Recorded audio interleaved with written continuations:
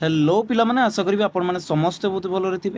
तो सबू पिला मनरे बर्तमान गोटे डाउट कि आमर जो एग्जामटा रही से एन यू पिला माने हुअंतु किंबा एक यू पिला माने हुअंतु किंबा आपणकर जेकोसी यूनिवर्सिटी पिला माने आपण मानकर होता ना कौन वाई भी पिला माने भी आपण माने हुअंतु आपण मान मनरे डाउट रोचे कि आमर एग्जामटा घुंचब कि ना कारण कहुई समस्ते जानते मे मस सेकेंड वीक्रे हम तो आपण मानू कौन लगुच सेकेंड वीक्रे हवा बोली तो मुझे आपण मानक कहि मो पर्सपेक्टिव आपण मानकर जो एग्जाम सेकेंड वीक्रे कहुला सेकेंड वीक्रे आउ पिला माने हबार चांस ना जदि हम आपंकर 25 तारीख पर बुझिपारे बर्तमान हबार चांस ना आउ जदि ए टाइम रे से न करुच्ची आपंकर बहुत दिन आपंकर घुंचीज एग्जाम केबे घुंचीज आपंकर जेहेतु से शेड्यूल्ड आपंकर बाहर करना बुझीपार तेणु आपंकर एग्जाम जो घुंची जापे आपंकर जून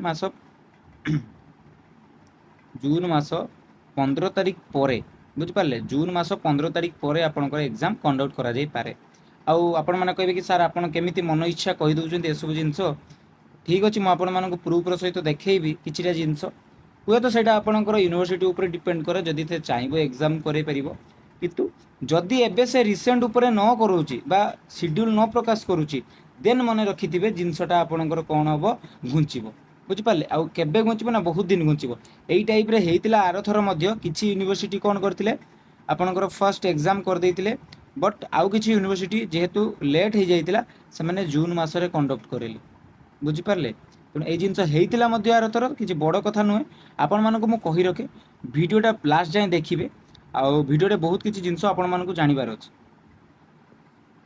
तो फर्स्ट मु आपण मानको ए जो नोटिसटा रही ऑलरेडी जो पिला माने जानी सारी थिबे देखि सारी थिबे सेमान तो जानी थिबे बट जो माने जानी नांती तांको पई मु कहि रखिया पई चाहिबे जेमिति आपण माने जानिचंती ओडिसा रे आपणकर गोटे समर वेकेशन पड़े ग्रीष्म छुट्टी जोटा आमे कहूछु ग्रीष्म अवकाश मीन्स से कौन करा जाए सब स्कूल कॉलेज मान को सब आपणकर गोटे लिमिटेड टाइम पीरियड पई आपणकर छुट्टी प्रदान करा जाय था मीन्स बंद रखा जाए कौन पई ना जेहेतु आपणकर खरा बहुत मात्रा रे हिताय तो तांको पई बंद रखा जाए सही टाइप रे आपणकर आपण माने जानिचंती आंध्र रे को लेवल रे आपणकर खरा हुए बुझिपारे कि तेणु आंध्र रे मध्य आपणकर छुट्टी पड़े आउ से छुट्टी जो पड़े से आपणकर ये नोटिसटा आपणकर एकेयू बा आंध्र केसरी यूनिवर्सिटी तरफ आसी एकेयू एफिलेटेड सब कॉलेज मान एटा इंपोर्टाट आउ एथिरे आपणकर क्लीयरली मेंशन अच्छी पिला माने आपण माने देखि परिबे जे जो with reference to the subject I am by direction to inform that the university declare the summer vacation ये लिखाई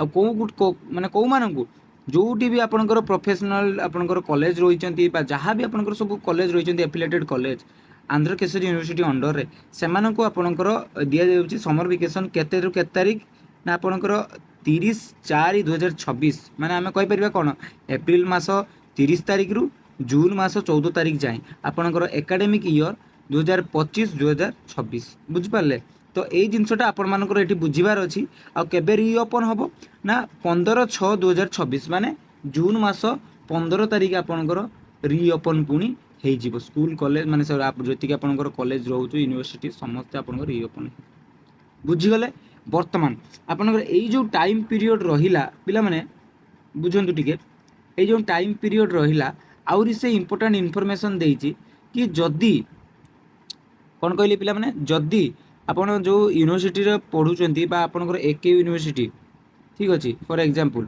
एके यूनिवर्सिटी जदी आपणकर एई समर वेकेशन पूर्वरु आपणकर गोटे एग्जाम आपणकर कंडक्ट करियो बोली से शेड्यूल करिथिबो बुझि पारले जदी करिथिबो देन सेटा एज टाइम टेबल आपणकर कंडक्ट करा जिवो एटा होची तार रूल आ कोउटी रूल अछि सेटा मध्ये म आपण मानकु देखै दोछि एई जगह रे आपण टिके पढंतु जे जा summer vacation is declared without prejudice to the academic and examination related responsibilities माने हमकु कहि परिबा आपनकर पूरा शुद्ध भाषा में आपन बुझे दोछि जे the vacation is declared without prejudice and academic and examination related responsibility माने हम कहि परिबी कोनोसी प्रकार जदि आपनकर शेड्यूल्ड एग्जाम रहिछि आपनकर वैल्यूएशन रहिछि किंबा आपनकर किछि प्रकार प्रैक्टिकल एग्जाम रहिछि से सब ड्यूटी को आपनकर ठीक टाइम रे एज ए टाइम टेबल आपनकर ताको परफॉर्म करा जिवो बा ताको मना जीवो बा सही टाइम रे कंडक्ट करा जिवो बुझि पाले कोनोसी प्रकार सेतिरे चेंजेस आपनकर करा जिवो नाही एटा आपण माने मने रखंतु बुझि गले कि नाही ଆପଣମାନଙ୍କର ମନ ଡାଉଟ୍ ଥିବ ନା ଯେ ସାର୍ ତାହେଲେ ଏନ୍ୟୁ କେମିତି ଆପଣଙ୍କର ଏକ୍ଜାମ୍ କରାଉଛି, ଏକ୍ଜାମ୍ କାହିଁକି କରାଉଛି, ସେ ଯେହେତୁ ଅଲରେଡ଼ି ଆପଣଙ୍କର ନୋଟିସ୍ ଆପଣଙ୍କର ବାହାର କରିଦେଇଛି। ବୁଝିଗଲେ? ଯଦି ଆପଣଙ୍କର ଏକେୟୁ ଆପଣଙ୍କର କ'ଣ କରିବ 30 ତାରିଖ ପୂର୍ବରୁ, ଆଜି ଆପଣଙ୍କର ଅଲରେଡ଼ି ଆପଣମାନେ ଜାଣିଛନ୍ତି 29 ତାରିଖ ହେଇଗଲାଣି ନୁହେଁ କି, 29 ତାରିଖ ଆପଣଙ୍କର ହେଇଗଲାଣି, 29 ଏପ୍ରିଲ ଆପଣଙ୍କର ଆଜି ହେଇଗଲାଣି। ତ ଯଦି କାଲି ସୁଦ୍ଧା, କାଲି ପୂର୍ବରୁ ଆପଣଙ୍କର ମାନେ ମୁଁ ଯଦି କହିବି ଆପଣଙ୍କର ନୋଟିସ୍ ଯଦି ଆଜି ଆସିଯାଉଛି, ଦେନ୍ ଆପଣମାନେ ଜାଣିବେ କି ଆପଣଙ୍କର ଏକ୍ଜାମ୍ ହେବ ଏଇ ଭିତରେ। ଯଦି ନ ଆସିଲା ଇନ୍ କେସ୍, ଦେନ୍ ଏତିକି ତ ଆପଣମାନେ କନଫର୍ମ ହେଇଯିବେ କି ଆପଣଙ୍କର ଯେଉଁ ଜୁନ୍ ମାସ 15 ତାରିଖ ପରେ, 15 ତାରିଖ ପରେ ହିଁ ଆପଣମାନଙ୍କର ଏକ୍ଜାମ୍ କଣ୍ଡକ୍ଟ କରାଯିବ।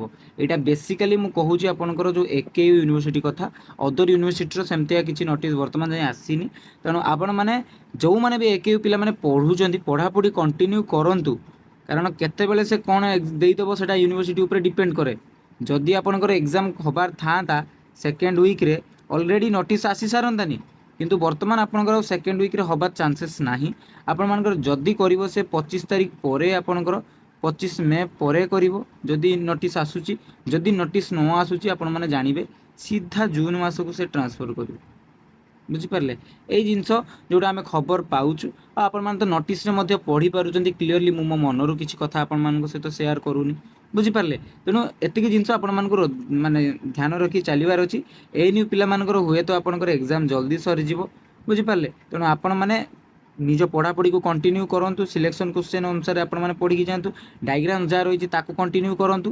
ଆପଣମାନେ ଜମା ବି ଅବହେଳା କରିବେନି। କିନ୍ତୁ ଯେଉଁ ଅଦର ୟୁନିଭର୍ସିଟି ପିଲାମାନେ ରହୁଛନ୍ତି, ଆଉ ଯେଉଁମାନେ ରହିଲେ ଏକେୟୁ ଛାଡ଼ିକି ଆପଣଙ୍କର ୱାଇଭିୟୁ ପିଲାମାନେ ରହୁଛନ୍ତି, ୟୋଗୀବମନ ୟୁନିଭର୍ସିଟି, ସେମାନଙ୍କର ଆପଣଙ୍କର ନୋଟିସ୍ ଅଲରେଡ଼ି ଆସିଥିଲା କି ଆପଣଙ୍କର ଯେଉଁ ମେ ମାସରେ ଆପଣଙ୍କର ଏକ୍ଜାମ୍ କଣ୍ଡକ୍ଟ କରାଯିବ, ବଟ୍ କେବେ କରାଯିବ ସେଇଟା ଆପଣଙ୍କର କିଛି ଦେଇନଥିଲା।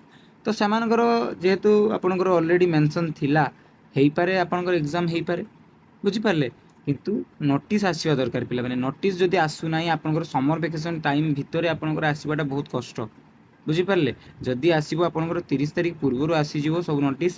ତେଣୁ ଆପଣମାନେ ଏୱାର ରୁହନ୍ତୁ, ଆଉ ଆମ ସହିତ କନେକ୍ଟ ହେଇକି ରୁହନ୍ତୁ ଟେଲିଗ୍ରାମ ଚ୍ୟାନେଲରେ। ମୁଁ ଆପଣମାନଙ୍କ ସହିତ ସବୁ ଜିନିଷ ସେୟାର କରିଦେବି। ବୁଝିପାରିଲେ? ସବୁ ଜିନିଷ ତ ଭିଡ଼ିଓ କରିବା ପସିବୁଲ୍ ହୁଏନି ପିଲାମାନେ, ବଟ୍ ଟେଲିଗ୍ରାମ ଚ୍ୟାନେଲରେ ମୁଁ ଆପଣମାନଙ୍କୁ ସେସବୁ ଜିନିଷ ଇନଫର୍ମେସନ୍ ଦେଇଦେବି।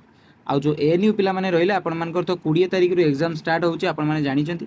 ତ 20 ଆପଣଙ୍କର ମେରେ ଏକ୍ଜାମ୍ ରହୁଛି। ତେଣୁ ଆପଣମାନେ ଭଲସେ ପୁରାପୁରି ପ୍ରିପେୟାର କରନ୍ତୁ। ଯେଉଁମାନଙ୍କୁ ବି ନୋଟ୍ସ ବା ଆଇଦର କିଛି ଜିନିଷ ଆମଠୁ ଦରକାର ଅଛି, ଆମକୁ କଣ୍ଟାକ୍ଟ କରିପାରିବେ ପିଲାମାନେ। ଆମ ନମ୍ବର ତ ତଳେ ଆସିଯାଉଥିବ, ଆପଣମାନେ ଆମକୁ କଣ୍ଟାକ୍ଟ କରିକି ଫାଇଦା ଉଠାଇପାରିବେ। ଠିକ୍ ଅଛି? ତ ଆଶା କରିବି କି ଭିଡ଼ିଓଟି ଆପଣମାନଙ୍କ ପାଇଁ ହେଲ୍ପଫୁଲ୍ ହେଇଥିବ। ଯଦି ଆପଣମାନେ ଚ୍ୟାନେଲରେ ନୂଆ ଥିବେ, ଚ୍ୟାନେଲଟିକୁ ସବସ୍କ୍ରାଇବ୍ କରିବେ ଓ ଆମ ଟେଲିଗ୍ରାମ ଚ୍ୟାନେଲରେ ଜଏନ୍ ହେଇଯିବେ, ଯାହା ବି ସବୁ ଇମ୍ପୋର୍ଟାଣ୍ଟ ଇନଫର୍ମେସନ୍ ଆଉ ଅପଡ଼େଟ୍ ସବୁ ପାଇବା ପାଇଁ। ଠିକ୍ ଅଛି? ତ ପୁଣି ଗୋଟେ ନେକ୍ସଟ ଭିଡ଼ିଓରେ ନୂଆ ଇନଫର୍ମେସନ୍ ସହିତ ଆପଣମାନଙ୍କ ସହିତ ଦେଖା ହେବ। ଜୟ ଜଗନ୍ନାଥ।